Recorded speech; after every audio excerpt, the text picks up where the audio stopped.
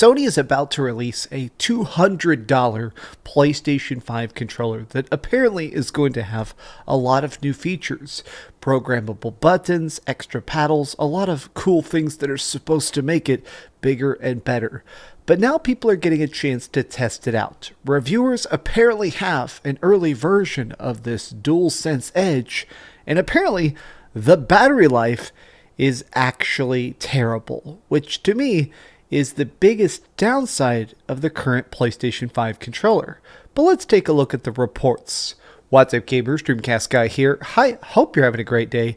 If you could like this video and subscribe if you haven't already. Alright, let's dive into this. I got a tweet pulled up by Okami Games that says, the DualSense Edge reportedly has a moderately shorter battery life than the original PlayStation 5 controller due to having more features in the same form factor. Basically, because they are trying to make extra stuff on the existing hardware, including the original battery that exists in this controller, it's sapping the juice.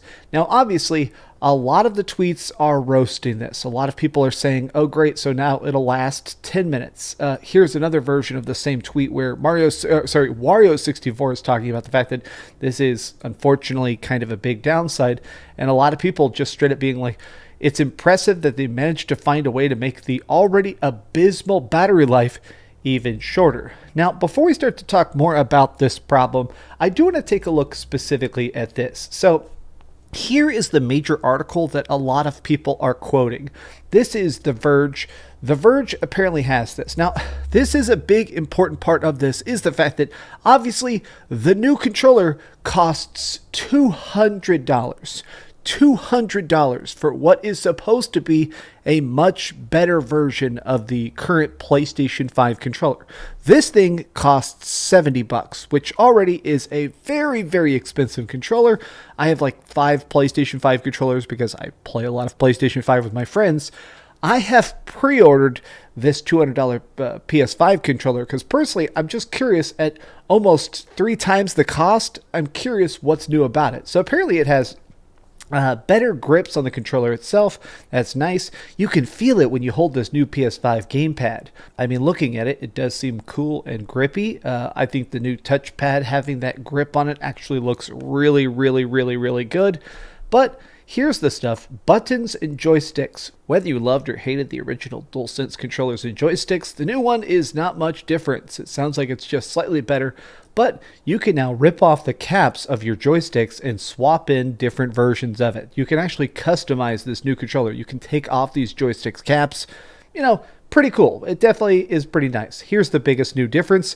You can now program all of the buttons to make it so you can actually change which button does what does where, so you can make it so that games really fit your preference, especially like fighting games and stuff. It's cool to be able to change around your buttons or make custom combos. The guy here uses a specific example of using Modern Warfare 2 to actually program different hot swap combinations. That's pretty dang interesting. I mean, I will say I'm still excited about this new PlayStation 5 controller. I still want to review it myself. Oh yeah, it comes with an expensive carrying case. This is one of those things I really don't know why people care that much about fancy carrying cases for console controllers. I mean, I keep my PlayStation 5 hooked up. I'm not taking my PlayStation 5 anywhere. And if I'm playing games with my friends, I'm either using their PS5s or I'm bringing a PS5 controller. I'm not going to be putting it in its fancy little freaking case like a Pokemon. But you can see here it comes with your USB-C charger cables. It comes with the replaceable joysticks. Okay, cool, nice. Here is the downside that everybody is laser focused upon. Other than that, you know, durability, there's one big question on my mind about the DualSense Edge, but it's one that'll have to wait for a review. I didn't get time to test the battery life, but I worry because Sony isn't willing to talk numbers at all. The company is only saying it will have a moderately shorter battery life than the original DualSense. I'll be honest, this does make me nervous. Companies always try to downplay stuff. Every company, Xbox, Nintendo, PlayStation, everybody tries to downplay their own faults. You know, Nintendo doesn't want to talk about Joy-Con drift. Xbox doesn't want to talk about the fact that they didn't really have any games for 2022, and PlayStation does not want to talk about the fact that their controllers are dead a lot. Now, here's their official statement. This is from the Sony spokesperson Zhang. The DualSense Edge wireless controller's operating time is moderately shorter than the original DualSense wireless controller because we've included so many new features. We wanted to strike a good balance between wireless operating time, delivering robust high performances. Additionally, the longer USB cable is a great competitive players. Well, so weird. For players who preferred a wired connection to avoid wireless interference. So they're trying to act like some people are going to play with this thing plugged in. I would never do that. Gosh, I will admit, I do consider this to be a pretty big downside. I want to see how many hours shorter the actual battery life ends up being, because to me personally, I play games in very long sessions. It's just my personal preference. Like yesterday, I went to the gym and I came home and I played video games for 8 hours straight. I mean, straight up, I literally sat down and I played. And what I had to do is I keep a charging station for my PlayStation 5 controllers right next to the console. Yesterday, I swapped twice. I played till one controller completely died.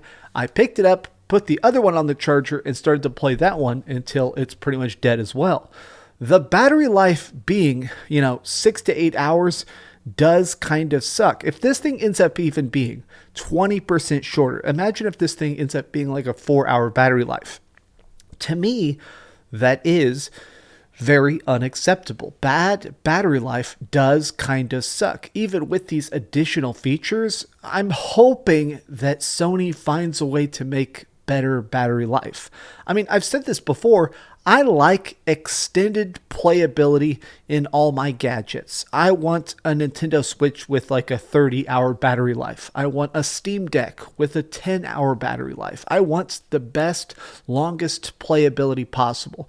That way I can set it and forget it. I have a set of Bluetooth headphones that I wear a lot that has a 50-hour battery life.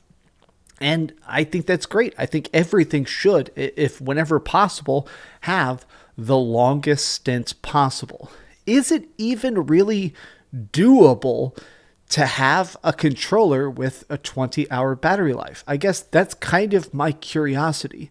Could I buy a $200 version of the PlayStation 5 controller with an actually decent battery life, or does that technology just not exist? But these have just been some off-the-cuff thoughts about the new DualSense Edge. I am going to be checking it out. Tell me your thoughts in the comments down below. If you enjoyed this video, give it a big old thumbs up, share with your friends, and subscribe if you haven't already. And please keep dreaming. Christmas is coming up. Honestly, I'm not doing anything for Christmas. I'm just sitting on my butt and playing a lot of video games. But there's probably going to be a couple less videos this week simply because not much is happening.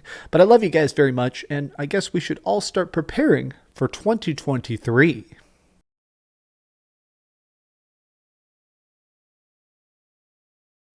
Thanks so much for watching that video. If you want to see something else, you can always click this link to see what I put up last, or, subscribe and see what's coming up next. Also, I promise that whatever I do, it'll try not to suck.